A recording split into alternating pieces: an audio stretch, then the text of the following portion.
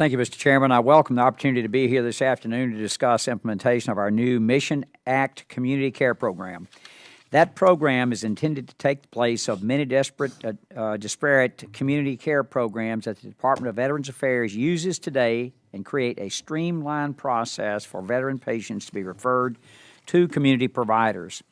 The Mission Act requires that the community care program to begin on June 6th, just a little more than 2 short months from now. I know that Secretary Wilkie and his team are working hard to meet that deadline. However, the United States Digital Service, USDS, issued a report last month that was highly critical of VA's implementation of the law to date and called into question VA's ability to ensure timely access to care for veterans using authorities Congress provided under the Mission Act. Some of the media reports, especially the headlines about the report, were downright alarming. Unfortunately, alarming reports about the readiness of major VA modernization efforts are nothing new. We have seen VA stumble too many times because of inadequate IT solutions, poor communication, failure to properly train clinical and support staff, contract problems, and more. This committee has done a deep dive work into all of those areas in the past, and I'm sure that we'll continue this moving forward. But in the meantime, veterans are counting on us to deliver. You've heard me say before, and I'll say it again, that I believe in taking the time to get things right, not just get them in a hurry.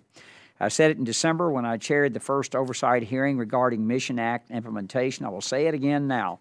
I would rather VA postpone implementation of this program than to rush to implementation in name only and have veterans pay the price for it. I do not want to repeat the mistakes that were made with respect to the GI Bill last year. As such, I'm taking the digital service findings seriously, and I'm focused on solutions. The way I see them, they fall into 3 general areas. First, there are concerns about decision support tool, the eligibility determination software under development to support the community care program. Second, there are various critiques of the strategic decisions VA made with regard to the community care network contracts. And thirdly, there are continued alarms that VA needs to institute better interoperability capabilities with community providers right now. I think the digital service recommendations are right on target with respect to interoperability and the need to use data standards in what are called application program interfaces, or APIs, to jumpstart interoperability with community providers' electronic health records. Cerner will undoubtedly improve interoperability, but the nationwide rollout is 9 long years away. We're 60 days from getting started. We are working on legislation that would create a competitive interoperability strategy to make sure we resolve this problem as soon as possible. I look forward to discussing that bill in a future hearing. As for other concerns detailed in the report, there is no doubt that the rollout of the new community care program will bring with it its own set of complications that VA will have to overcome. The same could be said of any new endeavor. Transformation is never easy, especially for an organization as large and complex as VA.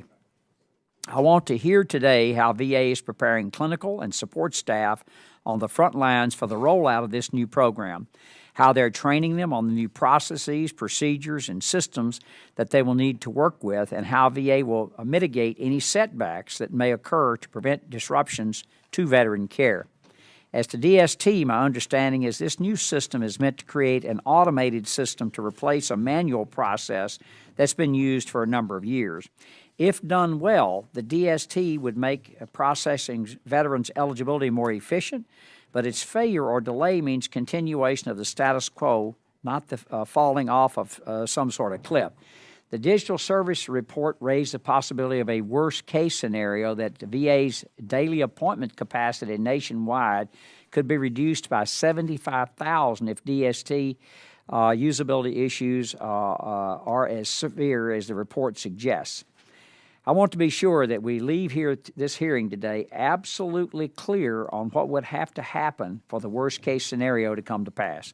My understanding is it would entail rushing DST into use after inadequate testing, that only doctors are permitted to use the DST rather than nurses or medical support personnel, and that VA employees try to use DST with web browsers other than Google Chrome, and that a glitch between those other web browsers and VA's EHR cannot be fixed.